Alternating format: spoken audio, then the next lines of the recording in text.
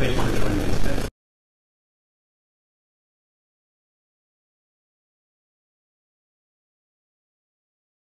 Today, the United States announced sanctions on more than 50 entities and individuals across more than 20 jurisdictions in order to curb Russia's and sanctioned Russian persons' access to the international financial system through the use of financial facilitators, co-opted financial institutions, and third country intermediaries.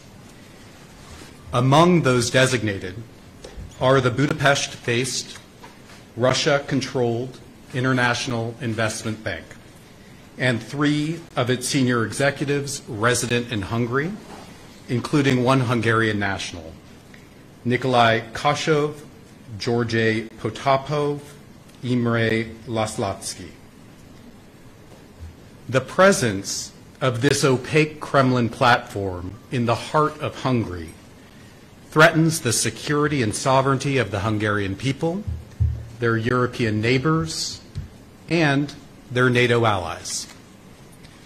Across multiple administrations, the United States has urged Hungary and other NATO member countries engaged with this Russian-controlled entity to take seriously the threat posed by Russia and other countries that do not share Western values, especially a commitment to democracy and rule of law. These concerns have only increased in light of Russia's brutal, full-scale invasion of Ukraine and the atrocities its forces are committing every single day.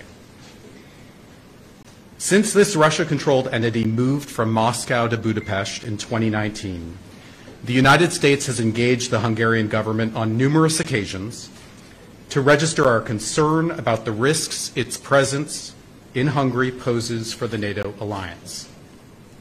We have consistently shared information with our Hungarian partners about the myriad ways Russia could use this platform to expand its malign influence in Hungary and across the region.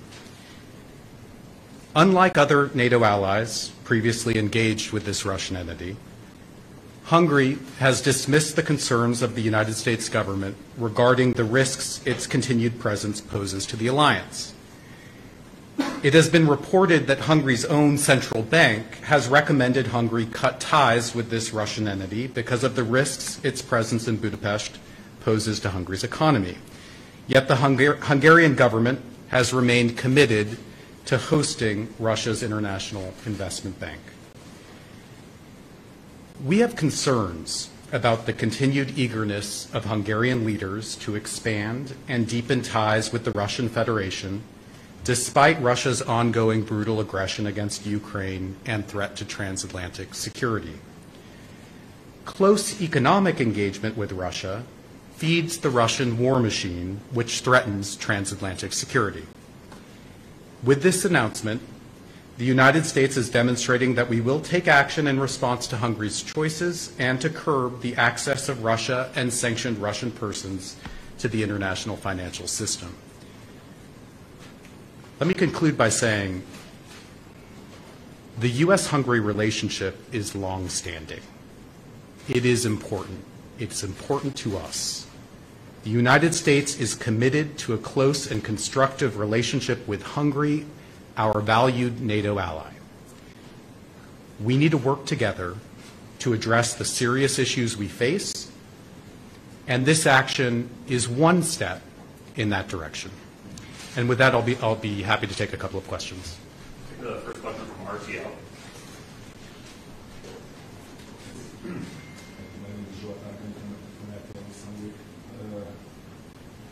Are you going to extend this step in the future if there will be any changes in behavior of the government in this sense?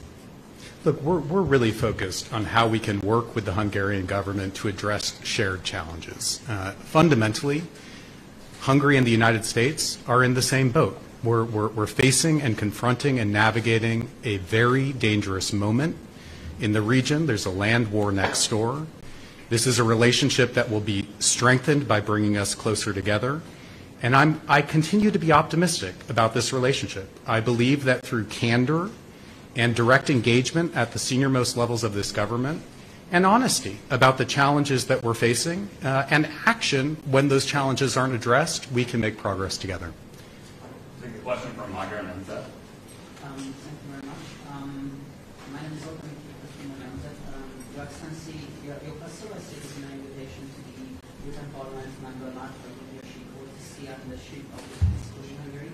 And I'm sure you're aware of that. Martin leadership a few years ago actively made fair rights and anti-scientist statements for which, for example, under President of Humanities, saying that Martin leadership is not a desirable guest in Jewish circles. So my question, Ms. Ambassador, is why was leadership invited to this dinner, knowing that it's sensitive to the Hungarian Jewish community? And if may I ask another one, do you know what intelligence information has been gathered and which Hungarian politicians have been interrogated and monitored by the U.S. intelligence services?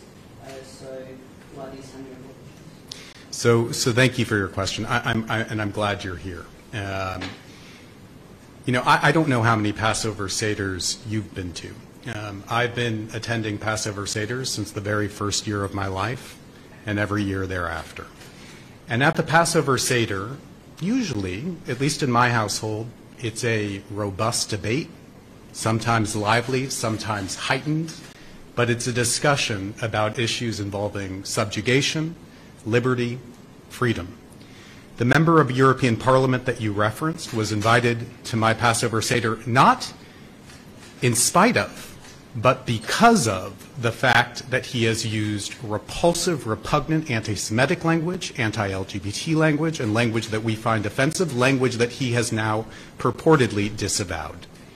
That he was prepared to sit at my table, don a kippah, surrounded by members of the lesbian, gay, Jewish community at my table, and have a discussion about these issues is significant. I will say, I think it is really important that we continue to engage with Hungarians from all perspectives, even those perspectives that we adamantly disagree.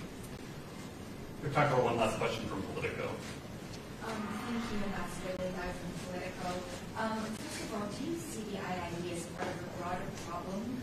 How do you respond to continued anti-American rhetoric and conspiracy theories aired by figures close to the Hungarian government? And finally, I was wondering if you'd like to comment on whether you think that the issues that you described today will impact the United States' relationship with Hungary within the context of NATO. Yeah, thank you for the question. Look, this is a relationship that we value, and it's a complicated relationship, and this is a moment that really requires care for this relationship. It also requires honesty, and it requires work. I'm confident that the Hungarian government is keenly aware of our concerns about the International Investment Bank. I know that because I've raised this issue with the Hungarian government. My predecessor has raised this issue with the Hungarian government. And while the rest of NATO and the EU is working hard to stand up resolutely against Russian aggression and to push the Russian Federation out, Hungary's choice to continue to host the International Investment Bank, a Russian-controlled entity, within EU and NATO territory is a cause of enormous concern. The fact that individuals associated with the IIB receive diplomatic passports and the immunities and privileges associated with those passports create the risk for espionage within a NATO ally and within the alliance. These are not issues that are optional to address, they're issues that are urgent to address. And we would like to begin to work more closely and collaboratively with the Hungarian government to address the full range of issues that we're mutually confronting. Because candidly, and I began with this, and I'll just conclude with this point, we are in this together.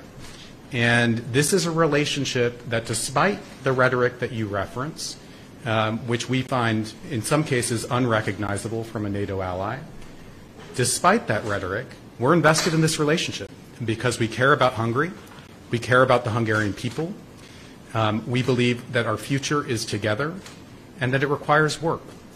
So less politics, more work, and that's the way forward, I think. Thank you all very much. I appreciate it.